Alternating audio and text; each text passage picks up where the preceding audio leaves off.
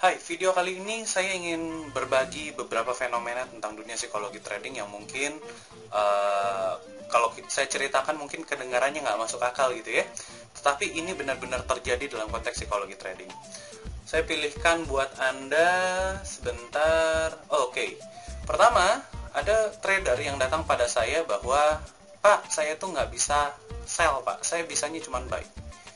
Kebetulan dia adalah seorang trader forex. Kemudian saya tanya, Pak, mana mungkin sih nggak bisa sell? Itu kan tombol buy dan sell kan bersebelahan. Jadi seharusnya kan cuma digeser kursornya aja ke sell dan dia bisa melakukannya. Apa yang terjadi, teman-teman? Dia tidak bisa melakukan posisi sell. Tangannya gemeteran, kaku, dan tidak bisa pindah ke posisi sell, ke tombol sell, tidak bisa. Nah, ini adalah fenomena yang cukup lucu sebenarnya. Di dalam dunia psikologi trading, ya fenomena ini gampangnya ini trauma terhadap sell. Dan benar saja, ketika saya gali orangnya, saya gali pengalamannya, ya dia pernah kehilangan duit ketika dia pasang posisi sell. Gitu. Nah, ini adalah fenomena yang ya boleh dikatakan konyol, cukup lucu, tetapi ini jadi masalah kalau ini dipiara. Dan berapa lama orang ini sembuh? Dalam waktu hanya 30 menit saja. Kemudian, yang kedua, kasus kedua, selalu margin call. Saya tidak tahu, mungkin Anda salah satunya gitu ya. Tetapi ada beberapa trader datang saya, Pak, saya bingung Pak, saya selalu margin call. Padahal saya sudah belajar teknik A, teknik B, ke pembicara A, ke pembicara B. Tapi selalu apa yang saya pelajari, it useless. Padahal strateginya bagus, analisanya bagus. Dia kemudian dapat laporan analisa tiap hari, tetapi kenapa dia selalu margin call? Kalau ini terjadi sama diri Anda, iya, salah satunya adalah bukan karena analisisnya yang bermasalah, tetapi karena psikologi trading yang bermasalah. Di dalam dunia psikologi, ada kemungkinan di dalam diri kita, ada yang tidak suka kalau kita pakai profit. Kalau kita bisa membuat profit itu bertambah, ada yang tidak suka di dalam diri kita. Itu dia, nomor 2. Oke, berapa lama untuk menyembuhkan seperti itu? Kurang lebih 1-2 jam. Secepat itu. Kemudian,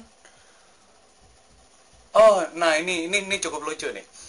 Ada satu trader yang datang kepada saya, dia tahu kapan dia akan mengalami margin call. Benar-benar dia tahu kapan akan mengalami margin call. Ketika saya tanya, Pak, memang hebat sekali Pak, Bapak bisa tahu kapan Bapak bisa mengalami margin call. Kalau begitu Bapak bisa tahu dong kapan waktunya Bapak bisa profit. Tahu Pak. Wih, hebat kalau begitu. Oke, kalau gitu ceritakan pada saya apa yang terjadi ketika Bapak tahu Bapak mengalami margin call. Sederhana Pak, ketika saya selingkuh, saya pasti margin call besoknya. Mungkin buat Anda seolah-olah ini bodoh banget gitu ya, ini nggak masuk akal, tetapi dalam dunia psikologi trading, dalam dunia pikiran bawah sadar, ini benar-benar terjadi. Unik. So, kemudian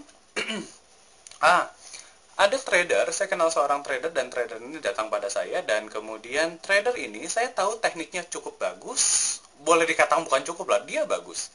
Tapi lucunya adalah, katakanlah begini, dari uang 5.000, setiap kali jadi uangnya 10.000, untungnya udah 5.000, besoknya mau diambil, balik lagi angkanya 5.000, nggak jadi ambil. Dan begitu terus, modalnya 5.000, profitnya 5.000 lagi, besoknya mau diambil, loss lagi, selalu seperti itu sampai dia bingung, sampai dia pusing gitu, kenapa ini terjadi? Nah, ketika saya ngobrol dengan pikiran bawah sadarnya, pikiran bawah sadarnya itu sedang mengamati trading yang dilakukan ini halal atau haram ya? Halal atau haram?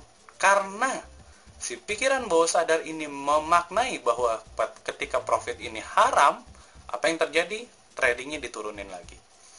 Yang tadinya profit, nggak jadi profit. Kemudian berikutnya ada beberapa trader yang ini cukup banyak sih ya. Kalau ini sih tentang trauma, kalau Anda pernah kehilangan duit, yang lucunya begini. Saya kehilangan duit kecil, katakanlah $500.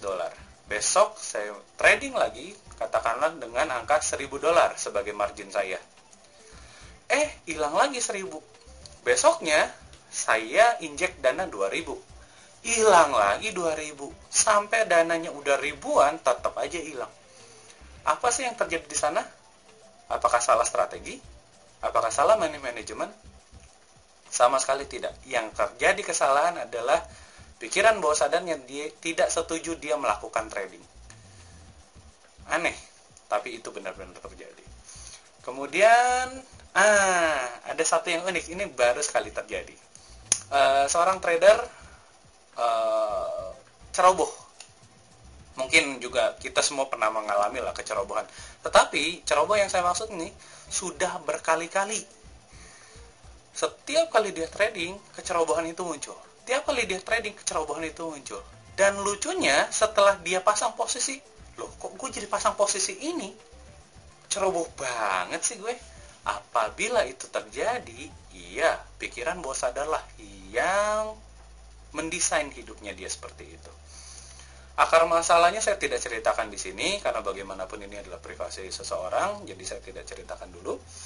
Kemudian ada beberapa trader yang datang ke saya, Pak, kenapa saya berada di dunia trading? Karena orang tua saya bilang, lu jangan mimpi deh, dapat duit cepet, gede, dengan effort usaha yang kecil, jangan ngimpi deh. Nah, apabila Anda juga pernah diprogram seperti ini, ya saya tidak tahu gimana kualitas trading Anda. Kemudian, pasang posisi buy, harganya turun. Pasang posisi sell, harganya naik. Kalau Anda pernah mengalami hal itu, percaya atau tidak, itu bukan karena Anda salah analisa. Tetapi karena psikologi trading Anda lah yang membuat posisi itu menjadi setepat itu. Maksudnya tepat adalah kesalahannya gitu ya. Buy, harganya naik, sell, harganya turun. Kalau itu Anda pernah mengalami, maka psikologi trading lah yang bertanggung jawab terhadap hal itu. Kemudian, saya pernah keluar kota, tepatnya ke Makassar. Dan di Makassar itu beberapa komunitas, saya ketemu dengan beberapa komunitas di sana. Dan yang unik, yang menarik adalah komunitas di sana bilang bahwa, Pak, kami itu tidak peduli mau menang atau mau loss, kami nggak peduli. Yang kami peduli adalah kami merasa kecanduan. Makanya kami rela bangun pagi-pagi, jam 3 pagi, hanya untuk pasang posisi satu. Tuk. Setelah itu ngapain? Tidur lagi. Kalau Anda pernah mengalami kecanduan seperti ini pun, ya kami punya obatnya.